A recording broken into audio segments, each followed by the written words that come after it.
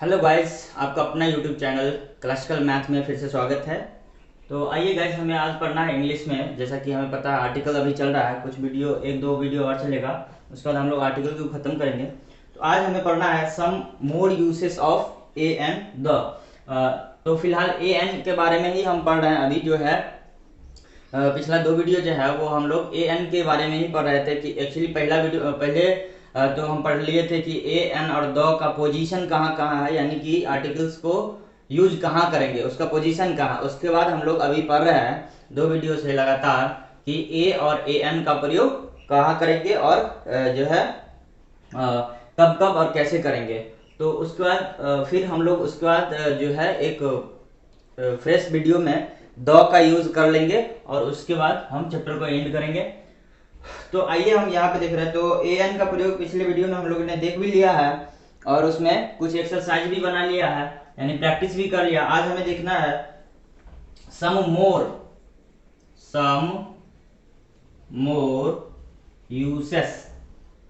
More uses of ए और N. यानी कि अभी तक जो हम ए एन द का प्रयोग सीखते आ रहे थे बचपन से, वो हमारा क्या था, स्टैंडर्ड लेवल जो था वो कम था। अब हमें 11th-12th के लिए प्रॉपर अगर पढ़ना है तो हमारा स्टैंडर्ड हाई करना होगा, बढ़ाना होगा। इसलिए हमें कुछ नए नए शब्द देखने होंगे, कुछ नए नए सेंटेंस देखने होंगे, वहाँ पे ए एन द का यूज कैसे होता है। तो मेनली इन्हीं सबको हमें याद रखना भी है। पिछला तो हम लोग रिकवरी कर ही चुके हैं और याद भी हो चुका है लगभग लगभग सब चीज़। तो आइए आप देखते हैं इसमें क्या होता है। कुछ हम क्या करते हैं इसमें, बस छोटा सा वीडियो है, आप लोग लास्ट तक जरूर देखिएगा। इसमें कुछ कुछ पॉइंट्स हम लिखते हैं, यानी कि सीधे सीधे हम क्या करते हैं, एग्जाम्पल बताते हैं और उसके थ्रू हम लोग जो है रूल्स याद रखेंगे, ठीक है। तो आइए हम कुछ एग्जाम्पल्स लिखते हैं यहाँ पे। पहला है birds of a feather flock together है। बर्ड्स ऑफ ए फेदर यानी कोई कहावत होगा या इस तरह से कोई क्या कहते हैं, मुहावरा कह सकते हैं। अगर इस तरह से कोई कहावत या मुहावरा रहता है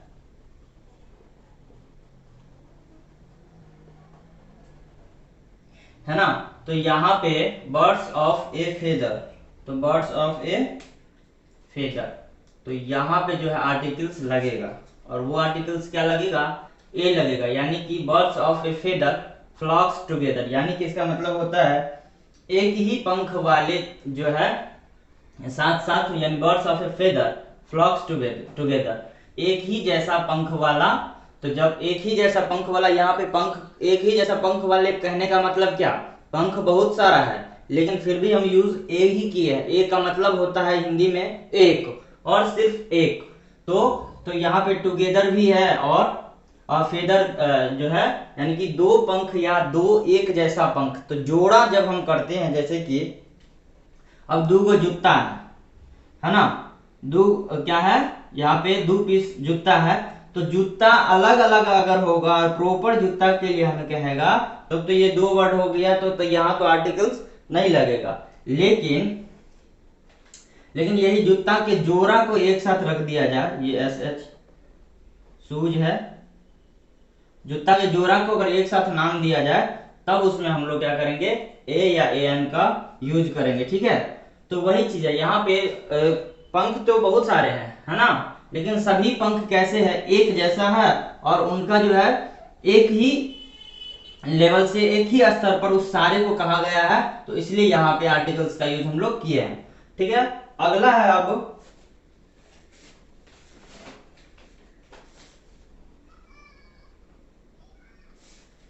अब एक और नियम है, यानी इसका हम हिंदी भी लिखा देंगे। एक और नियम है, राइस सेल्स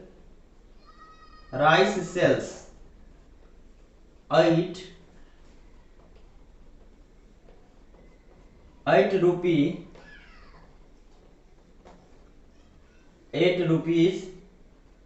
1 किलो। यानी इसका क्या मतलब हुआ, rice sells 8 rupees 1 kilo. 1 kilo का क्या मतलब है, यहाँ पे जो आर्टिकल से लगा है इसका क्या मतलब है, ये क्या कहना चाहता है। तो यहाँ पे कह रहा है, इसका मतलब हुआ कि चावल जो है वो 8 रुपये यानी कि 8 रुपीज पर किलो मिल रहा है। यानी कि 1 किलो का मतलब 1 kg पर जो है आपको 8 रुपया भुगतान करना पड़ेगा, यानी कि 8 रुपीज जो है एक्सपेंड करना पड़ेगा, तभी आपको जो है 1 kg जो है वो राइस मिल सकेगा। तो यहाँ पे ए का मतलब हो गया कि ये इस 1 किलो प्रति किलो को दर्शाता है, ये भी हम लिखेंगे अभी हिंदी में इसका। उसका फिर तीसरा है एग्जाम्पल, जैसे कि अभी जो हम जो यहाँ पे फेदर फ्लॉक्स टुगेदर जो बोले हैं, इसमें पंख का जोड़ा और एक जैसा पंख होता था, तो उसके लिए हम लोग ए यूज करते थे। तो ठीक इसी तरह से मिला जुला है एक, यहाँ इसी नियम पर कुछ कुछ चेंज है। तो ए कपल, एक जोड़ा, ठीक है। अब वो युगल जोड़ी हो या कोई भी हो। उसके बाद ए डजन, ठीक है। उसके बाद 100, ठीक है। 1.5 किलो, 1.5 kg, या इसी को हम लोग ये भी लिख सकते हैं और में लिख के, जो है 1.5 किलो।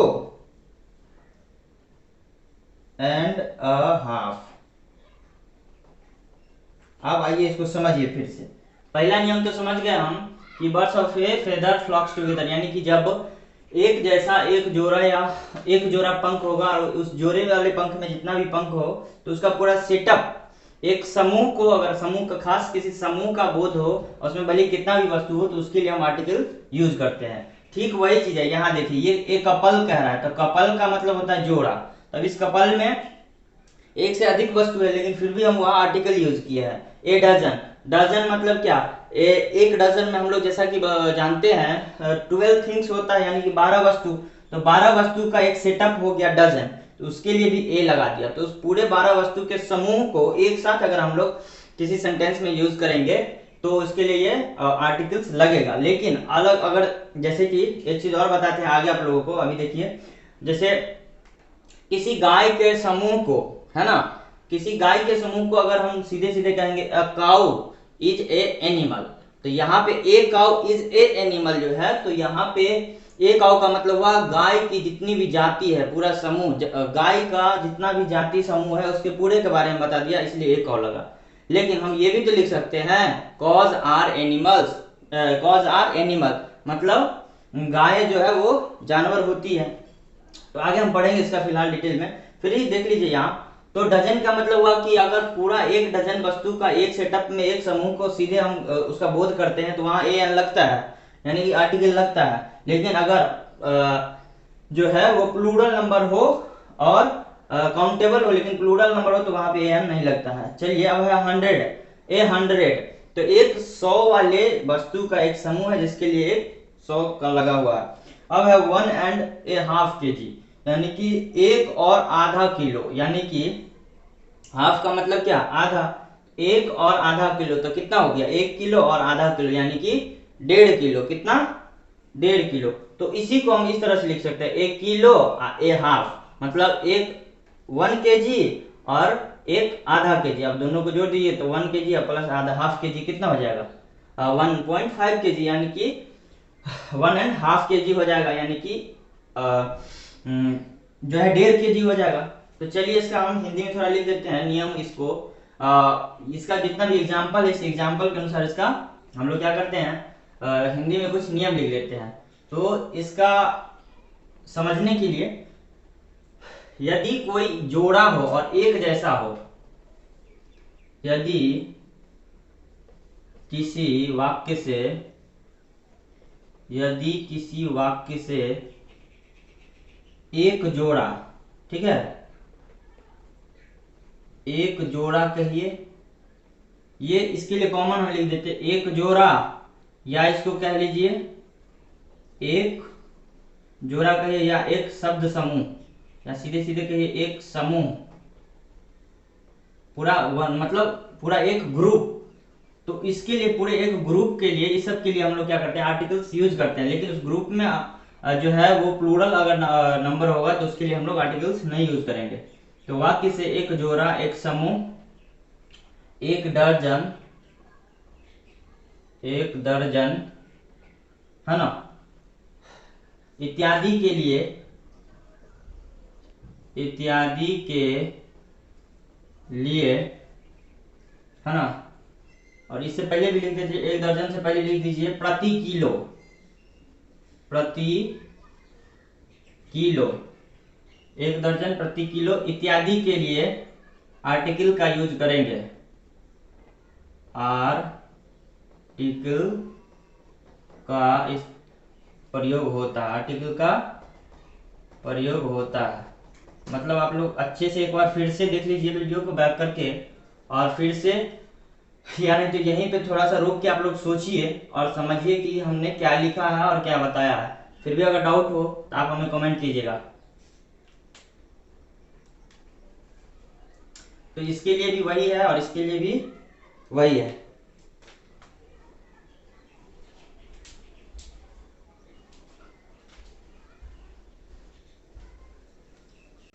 अब आइए कुछ और है इसी तरह से एग्जांपल्स। 3 एग्जांपल के बारे में हमने जान लिया। अब है a cow is an animal, मतलब a cow is an animal. यहाँ क्या इसका कहने का मतलब क्या हुआ? तो यहाँ एक काउ जो है दिखने में मिल रहा है, तो एक काउ कहने का मतलब पूरी जाति, गाय के पूरी जाति के बारे में यहाँ पे कह रहा है। गाय की जो है वो, गाय की पूरी जाति, जातिवाचक संज्ञा जो हम लोग ये भी जानते थे, गाय की पूरी जाति, एक काउ का मतलब। तो गाय की जितनी भी जाति हो, चाहे काली गाय हो, उजली गाय हो, या ब्राउन कलर की गाय हो, या ब्लैक एंड व्हाइट जो है चितकबरा वाले या जैसी भी गाय हो, तो उस पूरी गाय को जो पूरी की जाति होती है वो पूरा का पूरा क्या होता है? जानवर ही होता है ना। ऐसा थोड़ी ना उजला गाय जानवर होता है और काला गाय का जाति अलग होता है, या ब्राउन कलर के गाय का जाति अलग होता है, उसको तो हम जानवर ही कहेंगे ना, भले इसका कलर अलग अलग है। तो वहां पे जो है इस तरह से अगर कहीं पे सेंटेंस देखने को मिलता है तो हम ये समझते हैं, तो एक काउ इज एन एनिमल, यानी कि गाय की जितनी भी जाति होती है वो एक जानवर समूह में आती है, जानवर होती है। ठीक है। अब आइए, लेकिन इसमें एक चीज और आप लोग ध्यान रखिएगा, इसमें ये भी कह रहा है एक काउ इज एन एनिमल, ये तो हम जान गए cow is an animal.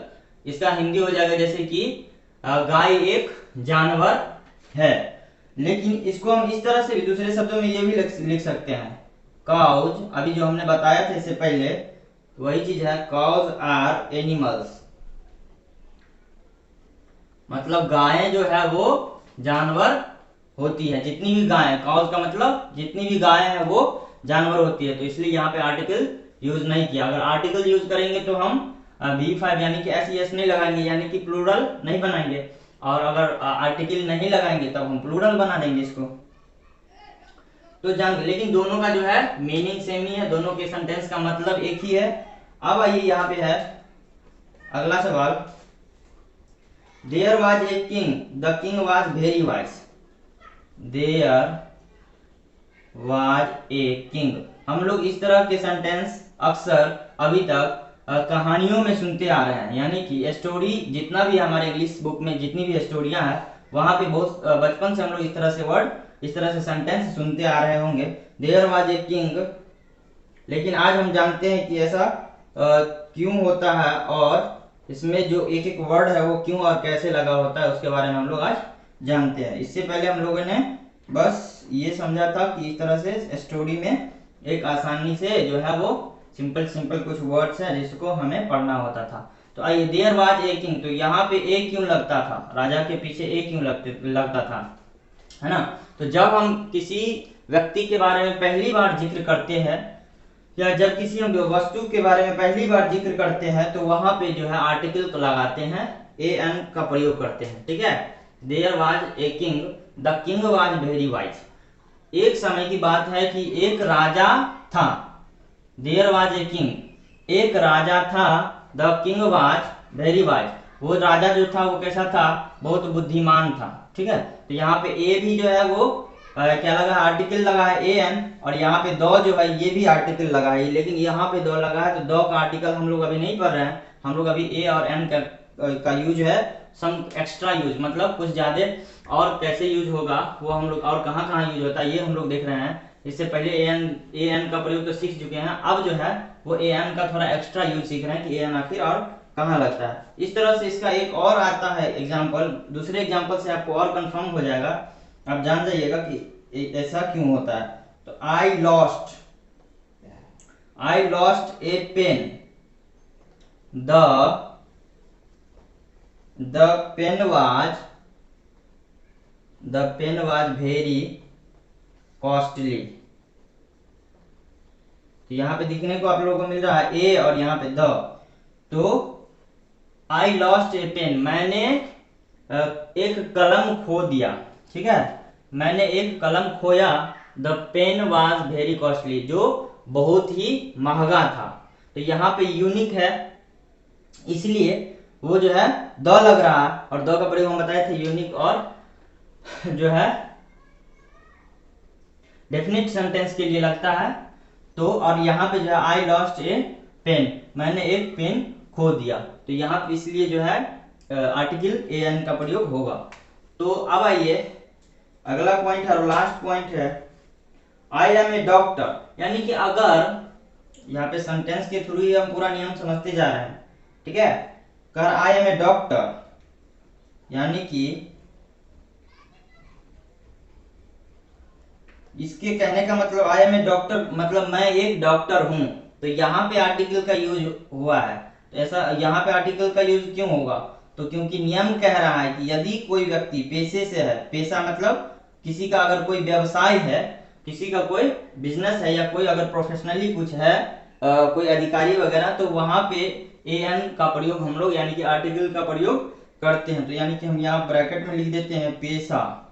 Doctor जो है, डॉक्टर का पेशा क्या है कि वो डॉक्टरी करते हैं, तो यहाँ पे इसलिए ए एम का प्रयोग होता है। उसका एक और एग्जांपल यहाँ पे देख लीजिए इसी का, कि he is studying to be an engineer. इसी का है ही इज स्टडिंग, वह पढ़ रहा है, क्यों पढ़ रहा है, टू बी एन इंजीनियर।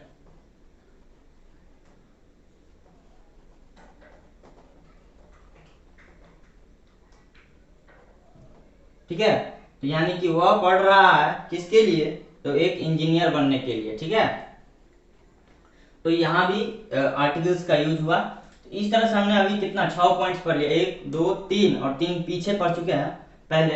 तो इसमें देख रहे हैं हमें सेंटेंस को आप लोग ध्यान से पढ़िए, गौर से पढ़िए, और आर्टिकल कहाँ और क्यों यूज हुआ है इसको भी आप लोग इस पर भी थोड़ा विचार कीजिए, और उसके बाद आप अपने मन में जो है इस चीज को याद रखिएगा हमेशा के लिए, है ना। और कहीं डाउट होता है तो आप हमें कमेंट कीजिएगा। धन्यवाद।